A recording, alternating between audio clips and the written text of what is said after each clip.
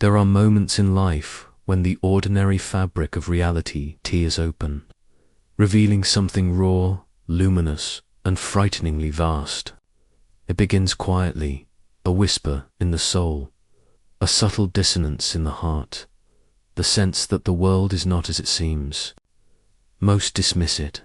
Some are haunted by it. But for the spiritually awakened, it is the beginning of a journey that changes everything. Carl Jung once wrote that the meeting with the self is, at first, the meeting with the abyss, and those who dare to walk into that abyss will never return the same. This is not about abstract philosophy.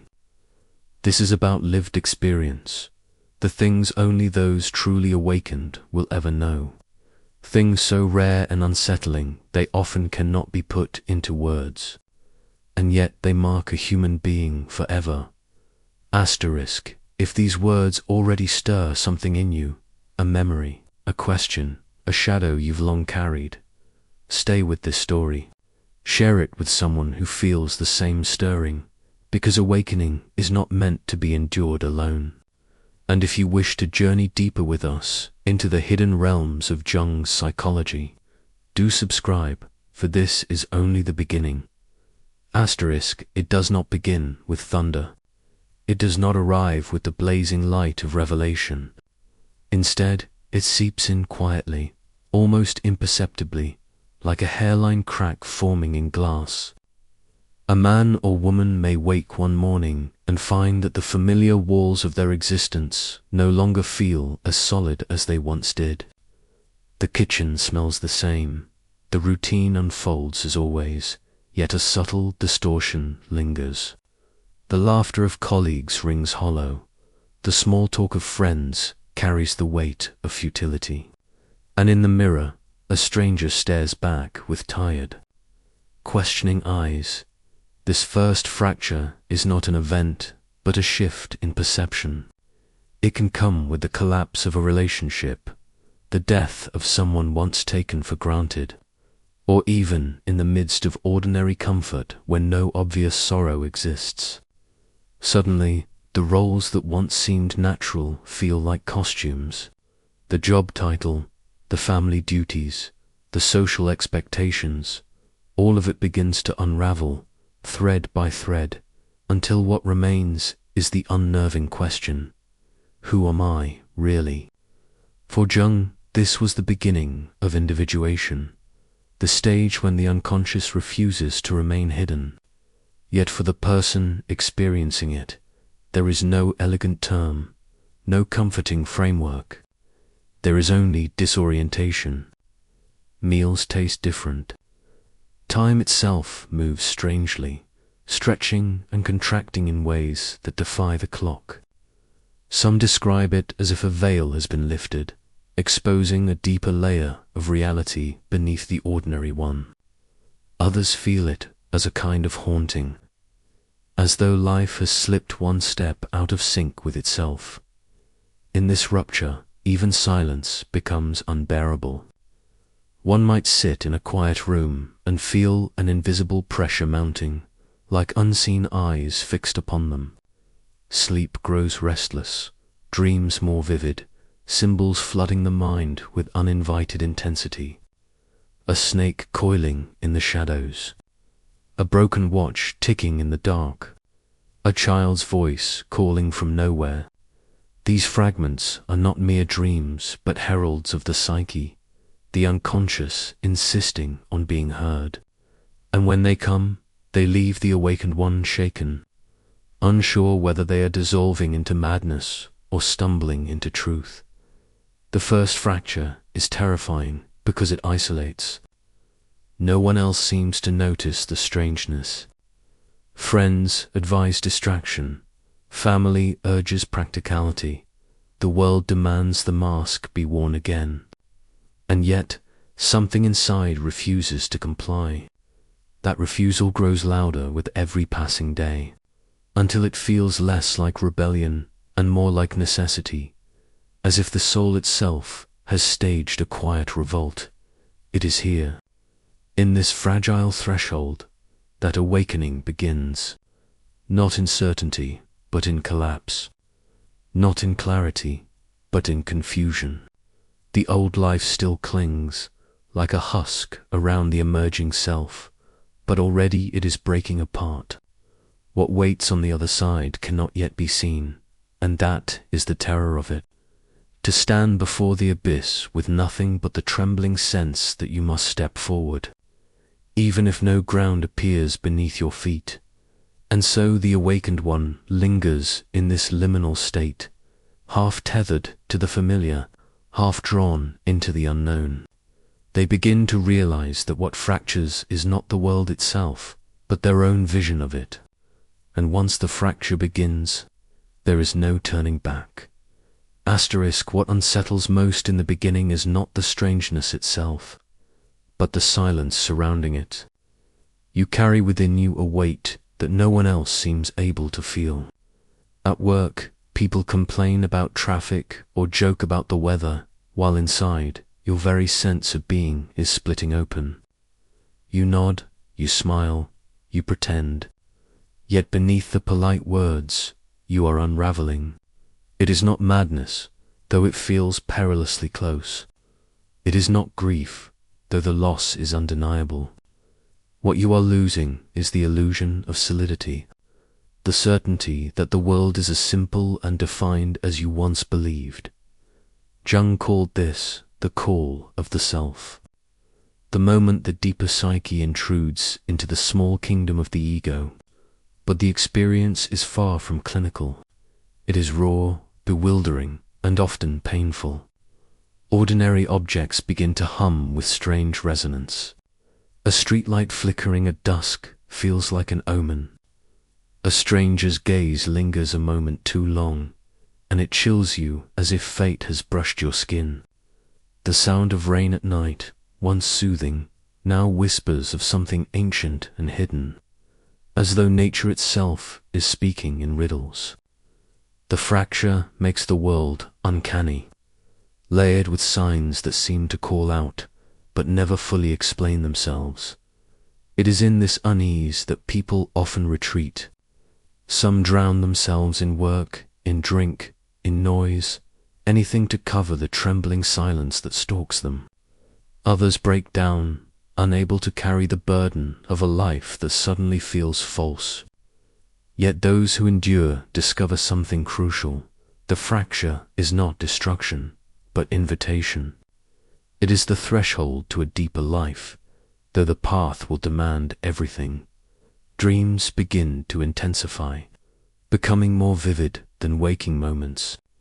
You may find yourself wandering through ancient ruins, hearing voices that do not belong to your conscious mind, or standing face to face with figures that seem carved from myth. These dreams shake you, not only for their intensity, but for the way they bleed into waking hours. You begin to notice echoes, a symbol from your dream appearing on a billboard, a phrase whispered in sleep, repeated by a stranger in conversation. These coincidences are not accidents. They are the psyche's way of announcing its presence, demanding you pay attention. But the most frightening part of this stage is the sense of isolation. You try to explain it, perhaps to a friend. I feel different. I don't recognize my life anymore. They laugh, or they grow uneasy, suggesting stress or exhaustion. And perhaps they are right. Yet deep down, you know the fracture cannot be smoothed over. It is not exhaustion. It is revelation. The awakened feel themselves walking between two realities. In one, the world continues in its predictable rhythm, solid and unquestioned. In the other, every shadow trembles with significance.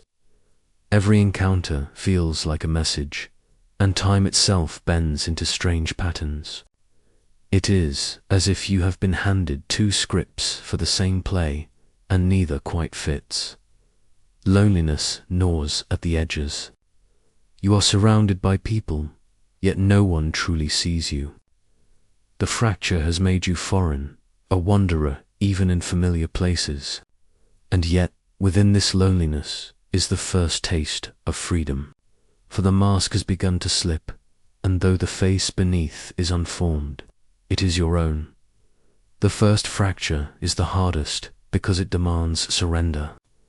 You cannot force the old order back into place. You cannot unsee what has been revealed.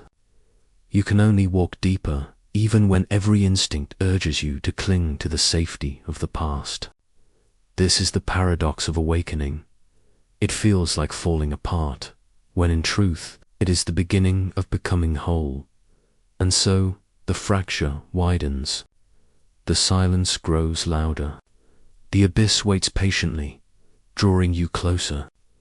Soon the shadows will rise to speak. Asterisk. The fracture deepens slowly, like a quiet storm gathering on the horizon. At first, you think you can resist it. You tell yourself it is nothing, a passing phase, the restless churn of a tired mind. You fill your hours with distractions, the glow of a screen, the endless scroll of other people's lives, the hum of background noise to drown out the unease. But no matter how fiercely you try to bind yourself to the familiar, the silence returns. It waits for you in the pause between conversations, in the long shadows of evening, in the restless hours just before dawn when your body lies awake though your spirit is heavy. The silence does not relent. It presses deeper, demanding that you listen. And when you finally do, the world changes. You begin to see cracks in the architecture of your days, seams where the ordinary no longer holds. A meeting at work feels like theater, everyone speaking lines from a script none of them wrote. Family gatherings feel like rituals performed without faith, words repeated out of habit rather than meaning. You smile, you nod, but something inside you whispers that all of this is built on sand. The roles you once cherished, friend, partner, child, worker, no longer feel like anchors. They feel like disguises. Jung understood this stage as the psyche's rebellion against the ego's tyranny. The ego wants stability, certainty, a world it can predict and control. But the unconscious stirs beneath, a vast ocean of images, instincts, and forgotten truths. The fracture is the ocean's first wave breaking the surface, and once it rises, the ego trembles. For many, this tremor first appears as anxiety. Your chest tightens for no reason. Your pulse races, though nothing threatens you. A simple conversation feels unbearably heavy, as if you were playing a part in a drama that no longer makes sense. Then comes the emptiness, the hollow feeling that your life, with all its routines and achievements, no longer belongs to you. You look at the things you once desired, the dreams you once chased, and they seem strangely lifeless. The career ladder, the house, the approval of others, they no longer carry weight.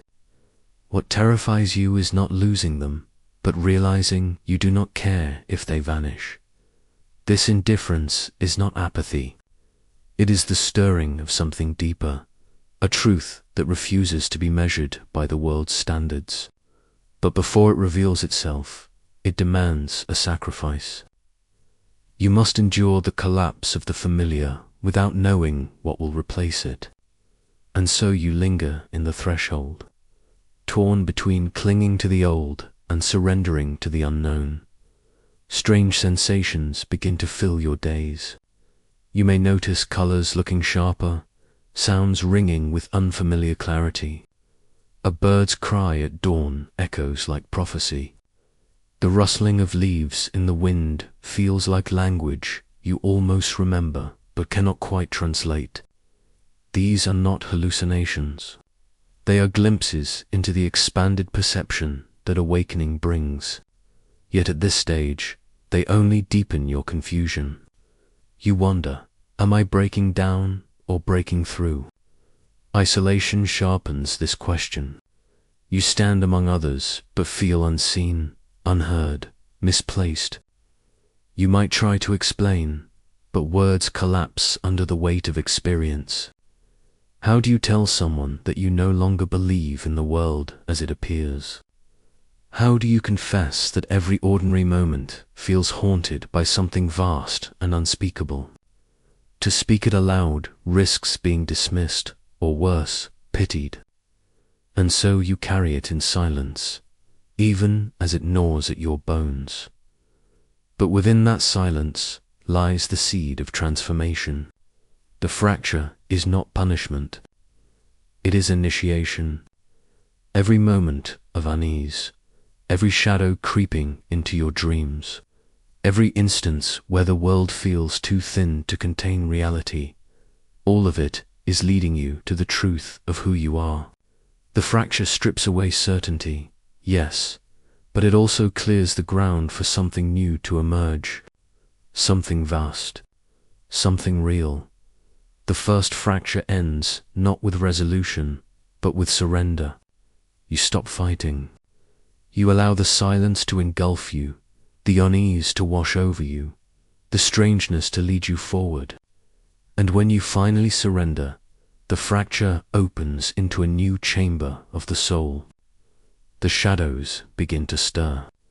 They rise like figures long waiting in the dark, ready now to speak. Surrender does not come easily. It feels like betrayal at first, betrayal of the self you have been told to be, the identity carefully assembled over years, the scaffolding of your entire life. But the fracture keeps widening, and the more you resist, the more it demands. Finally, the moment arrives when resistance breaks. You let go, not in triumph, but in exhaustion. You no longer have the strength to pretend, to patch the cracks, to keep holding together a world already collapsing. And in that surrender, a strange stillness takes root. This stillness is not peace. It is heavy, electric, alive with a tension you cannot name. You feel as though you are standing at the edge of something vast, though the horizon is obscured by fog. The air thickens around you. Every sound echoes louder, every silence deeper. It is as though the world is pausing, holding its breath, waiting for you to take the next step. This moment is both unbearable and irresistible. For the first time, you begin to sense that the fracture is not simply destroying you, it is opening you. Dreams grow more insistent now, carrying images that press themselves into memory with the force of prophecy. A staircase spiraling downward into darkness. A mirror that reflects not your face, but the eyes of a stranger.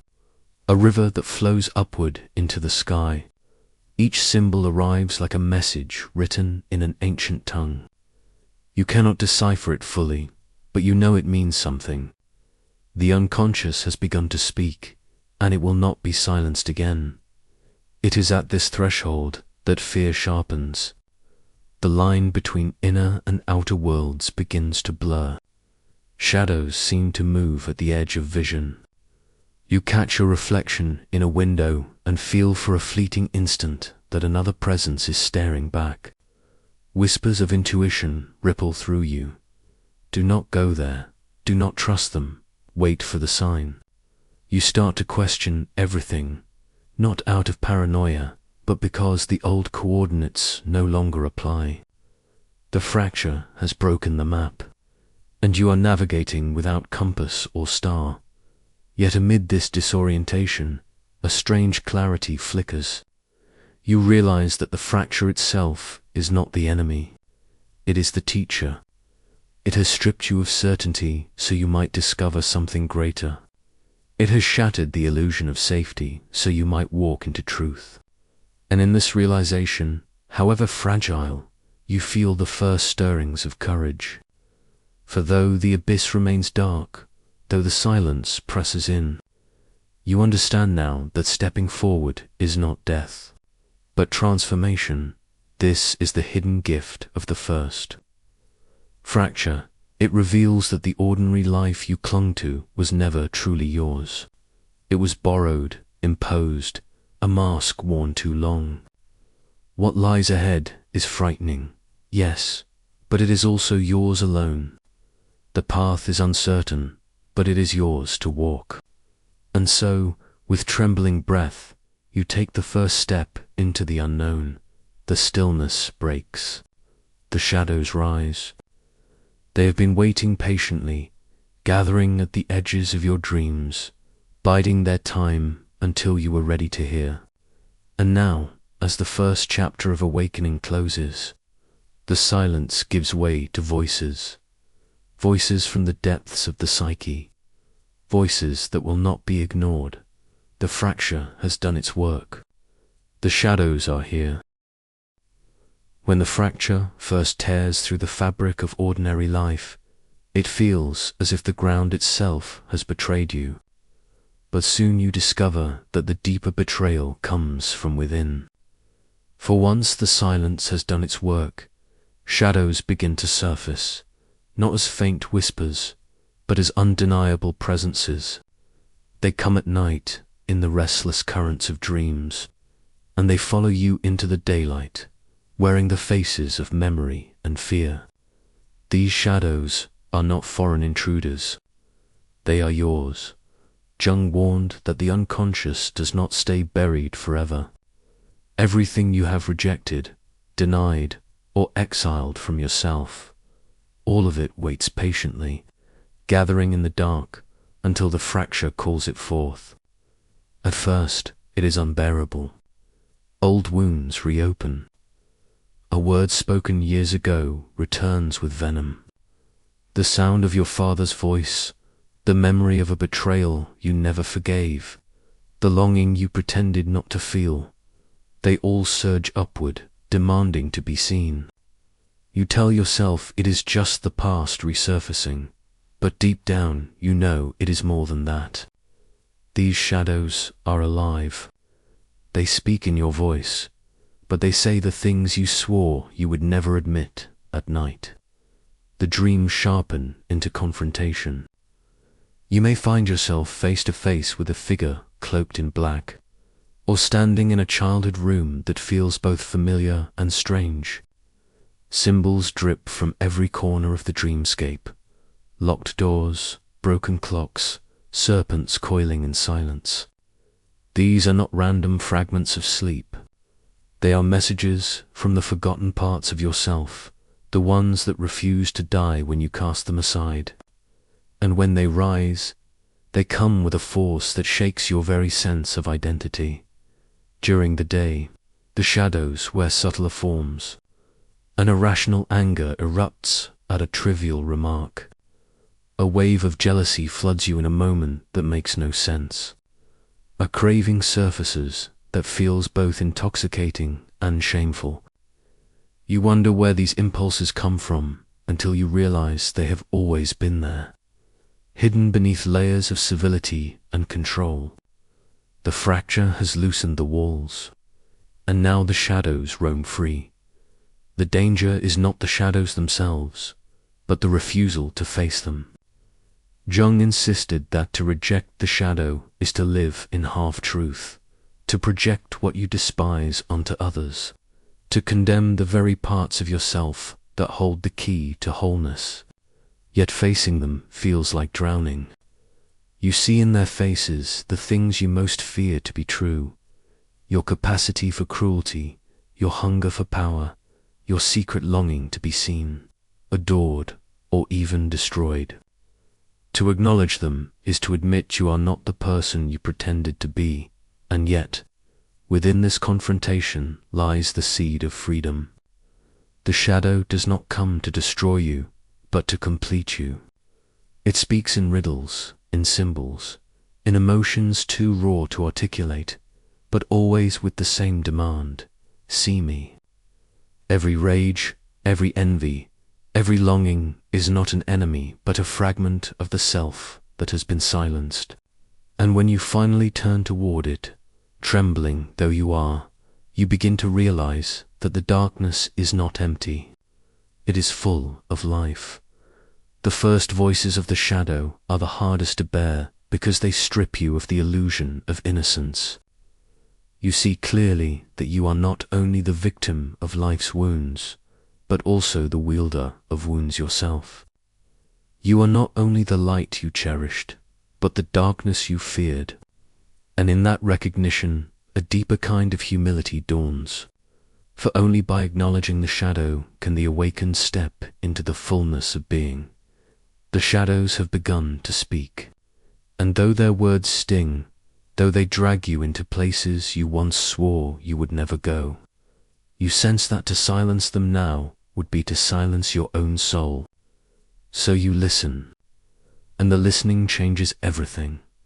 Asterisk, the first encounters with the shadow leave you shaken, as if you've discovered a stranger living beneath your own skin. You begin to notice how often you lied to yourself in order to remain comfortable. How many truths you buried simply because they were inconvenient to the life you built. Every suppressed memory has weight, and when the fracture rips through your carefully ordered world, those buried fragments rise like corpses, breaking the surface of a flooded graveyard. Perhaps you remember the anger you silenced as a child, when you were told that good people do not shout. Perhaps you recall the jealousy you swallowed when love slipped from your hands, pretending it did not matter, though it burned inside you like fire. Perhaps you feel the ache of desires you buried so deep they almost seemed forgotten, the longing to wander, to escape, to live differently than what was expected. These are not random ghosts. They are the exiled pieces of yourself, and each demands recognition. At first, their emergence feels like invasion. The rage erupts in you at the smallest provocation, startling you with its intensity. The grief pours through you unexpectedly, so sharp and raw that you cannot breathe. Even joy, once familiar, begins to feel dangerous, as if allowing it to bloom might expose you to unbearable loss. The shadow does not appear as calm reflection. It bursts forth as emotion, overwhelming and wild. And yet, if you dare to endure it, you begin to see the truth. These feelings are not here to break you. They are here to show you who you really are. Jung described this confrontation as necessary, for without it, a person lives half a life, projecting their denied qualities onto others. You hate the cruelty of another because it mirrors your own denied aggression. You condemn the vanity of others because it reflects your own hidden hunger to be seen. You despise in the world what you refuse to face in yourself. But when the shadow rises, the illusion collapses. Suddenly you see that the monsters you battled outside were shadows cast by your own soul. The dreams intensify during this stage, as if the unconscious grows impatient. You find yourself face to face with archetypal figures, the trickster who mocks your certainty, the dark mother who both nurtures and devours, the wounded child who pleads for your attention. Each dream feels less like fantasy and more like confrontation, as if the soul itself has staged a theater of initiation. And when you wake, their presence lingers, refusing to dissolve with daylight. What terrifies most is the voice of the shadow when it finally speaks. It does not whisper kindly. It confronts you with blunt truths, words that pierce like knives. You are not as innocent as you pretend. You have wounded others. You have betrayed yourself. You have lived in fear when courage was demanded of you. These words scorch because they are true. Yet in their fire lies a strange liberation. For once the mask is torn away, you no longer need to uphold the false image of perfection. You are free to be whole, which means being both light and dark. The loneliness of this stage is profound. Who can you tell? To admit these truths is to risk rejection, to reveal yourself as flawed, raw, human. And yet, paradoxically, it is this very vulnerability that begins to free you. You discover that by owning your shadows, you become less afraid of the world. The judgments of others lose their sting, because you no longer hide from yourself. And so, the shadows continue their procession, each demanding to be seen, each tearing away another layer of illusion. The process is messy, unglamorous, exhausting, yet deep within, you begin to sense a shift. For every shadow faced, the fracture grows less terrifying. What once felt like madness now begins to feel like rebirth. The darkness is not a void after all, but a womb. And in that womb, something new is beginning to stir. The longer you walk with the shadows, the more you realize they are not random, chaotic forces, but purposeful guides. Their cruelty, their intensity, even their disruption, all of it is designed to tear away the veil of who you thought you were. In the beginning, you resist, thinking that if you fight hard enough, you can return to the old stability. But the shadows are patient. They do not disappear because you deny them. They circle back again and again until you surrender. At first, surrender feels like defeat. You think, if I let this darkness swallow me, I will lose myself completely.